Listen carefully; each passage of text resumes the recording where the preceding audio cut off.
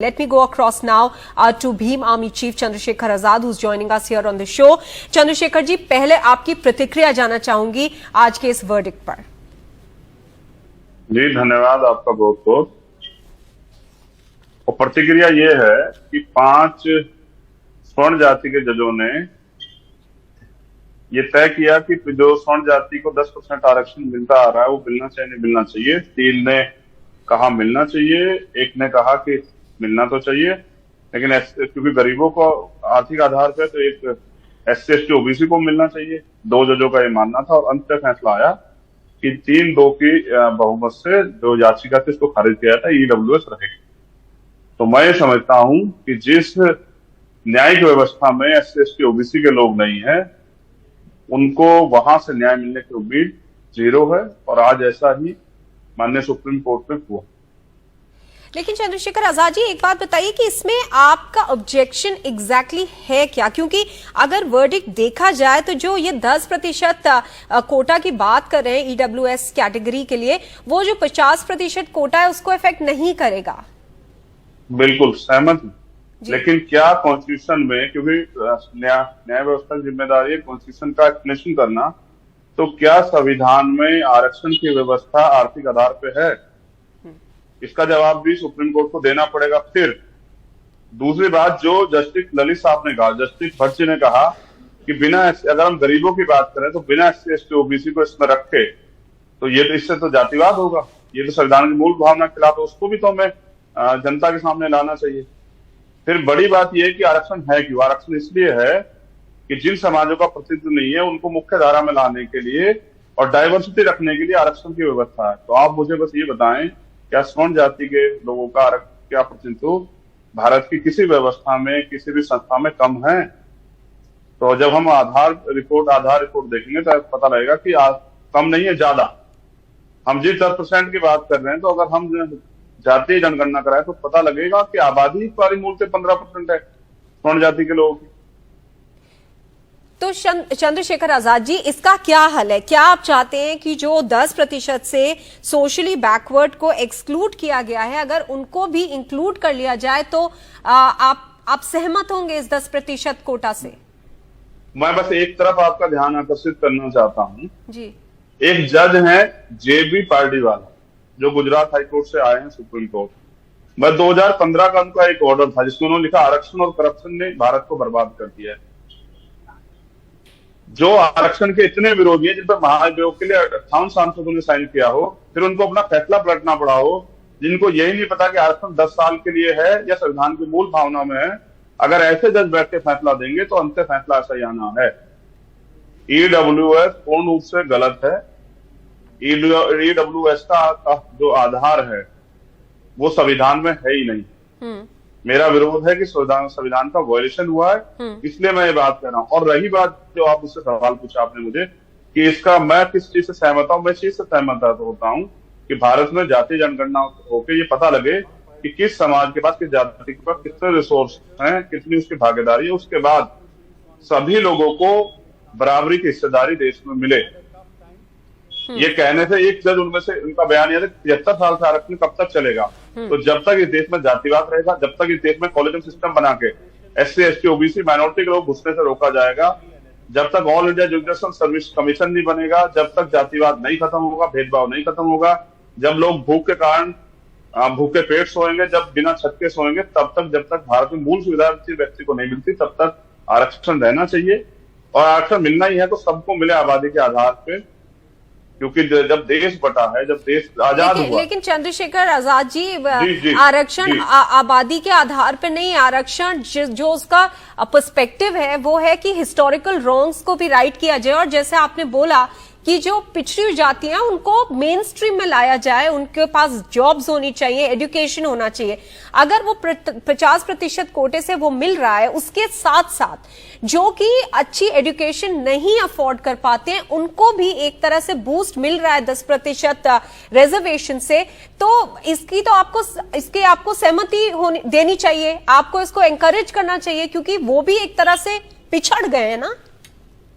बिल्कुल सहमत हूं। आपने तो भी बताया कि आरक्षण का आधार क्या है, शैक्षिक पिछड़ापन, जिनका प्रतिनिधित्व जो है संस्थाओं में कम हो, यही तो है, आर्थिक आधार भी तो नहीं है ना। ये तो आपने भी बताया ना, जब आबादी का आधार नहीं तो आर्थिक आधार भी नहीं है। क्या मैं गलत कह रहा हूं? दूसरी बात, मैं तो कह रहा हूं ना, एजुकेशन सबके लिए मुफ्त कर देनी चाहिए, सबके लिए सारी तरह की एजुकेशन फ्री, अंतिम व्यक्ति के लिए भी। किसी को कमी नहीं होनी चाहिए कि एजुकेशन के लिए उसको घर बेचना पड़े, जैसे कमजोर वर्ग के लोगों को बेचना पड़ता है, लोन लेना पड़ता है। किसी को नहीं होना चाहिए, एससी एसटी ओबीसी का हो या सामान्य जाति का हो, किसी बच्ची को ना हो। लेकिन प्रतिनिधित्व तो देखना पड़ेगा। आप मुझे बता दीजिए, मैं आपसे, आप ईमानदार पत्रकार हैं, आप मुझे बताइए क्या स्वर्ण जाति का प्रतिनिधित्व कम है किसी संस्था में? अगर हो तो संस्था का नाम बता दो बस आप, मीडिया में ही बता दो कम है क्या। कहीं भी कम नहीं है।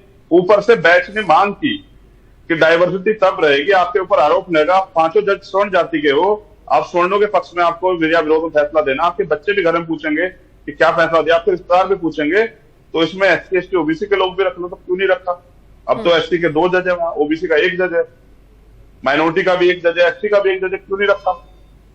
और ऐसे जज रखे जेबी पार्टी वाला जैसे, जो पहले से पूर्वाग्रहित है, जो कहते हैं कि 10 साल जिनको ये नहीं पता, उनकी तो परीक्षा होनी चाहिए जेबीपी पार्टी वाला साहब की, न्यायाधीश साहब की, कि 10 साल के लिए आरक्षण कहां से लिखा, कौन सी किताब में लिखा 10 साल के लिए आरक्षण था, और कौन सा आरक्षण था, उनको ये भी नहीं पता।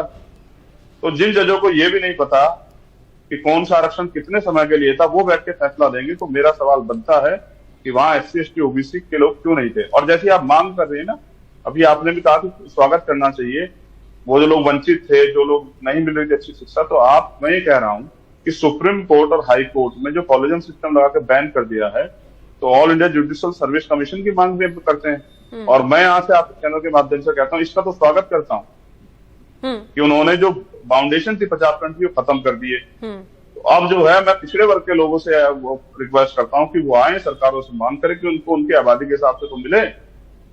ठीक है, तो आपका ये कहना है आंदोलन कि करना चाहिए, आपका ये कहना है जी कि जो 50% की एक लिमिट एक तरह से तय थी पहले, अगर वो टूट गई है अब, तो अब और लोग भी आरक्षण मांगेंगे, और ये क्या आप कह रहे हैं कि एक अच्छा प्रेसिडेंस नहीं सेट करेगा?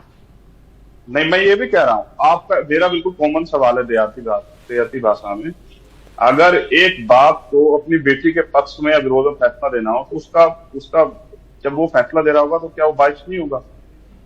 जब 5 स्वर्ण जाति के लोग जज बैठेंगे और फैसला देंगे स्वर्ण जाति को आरक्षण मिलना चाहिए, तो क्या उनको जवाब नहीं देना अपने परिवारों को? क्या उनके ऊपर कोई बाउंडेशन है? लेकिन ये बात हम कह रहे हैं इस वक्त कि सुप्रीम कोर्ट ने, और ये जो लॉयर थे पिटिशनर के चंद्रशेखर आजाद जी, उन्होंने बोला कि एक तरह से यूनानिमिटी थी, हालांकि ये 3-2 का जजमेंट था, लेकिन जो 5 जजेस में सहमति एक मुद्दे पे थी, वो था कि इकोनॉमिक क्राइटेरिया को बेसिस बनाया जा सकता है आरक्षण का। आप कह रहे हैं ये बिल्कुल गलत है संविधान में, क्योंकि है नहीं। तो क्या नहीं है ना? तो क्या इस मैटर को आप सुप्रीम कोर्ट में रिव्यू मांगेंगे? क्या होगा? क्या सुप्रीम कोर्ट अपनी गलती मान लेगा? क्या 500 जज में, मैं यही तो कह रहा हूं कि कोई आदमी अपने परिवार के खिलाफ फैसला देगा क्या?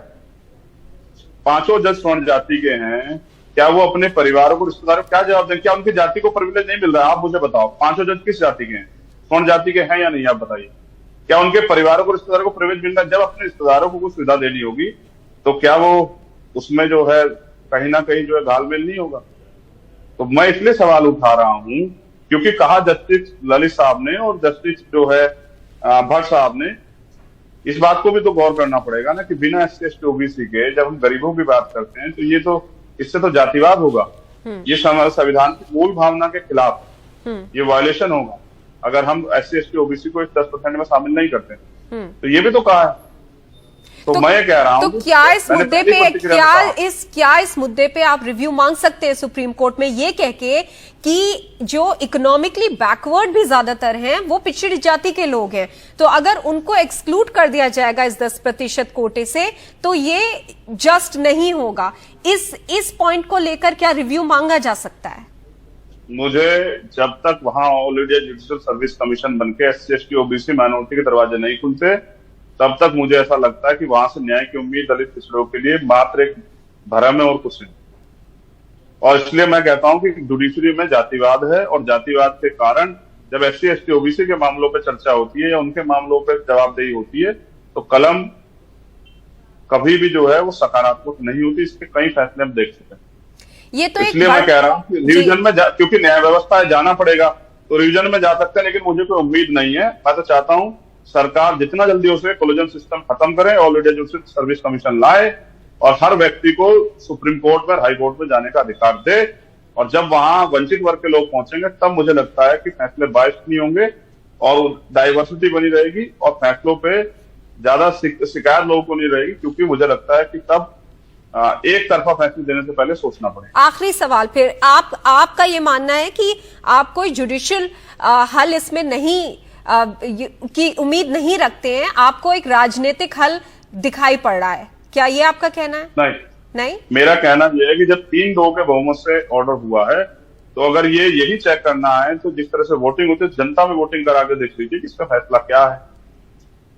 जनता अपने आप मत दे के बता दे क्या है। मैं समझता हूं कि आज भी आजाद भारत में करोड़ों लोग ऐसे हैं जो भूखे सोते हैं, जो तमाम तरह की समस्याओं में अपने जीवन का यापन करते हैं, जो बिना छत के सोते हैं, जिन पे अच्छे कपड़े नहीं है, जिन पे अच्छा पीने को पानी भी नहीं भारत में।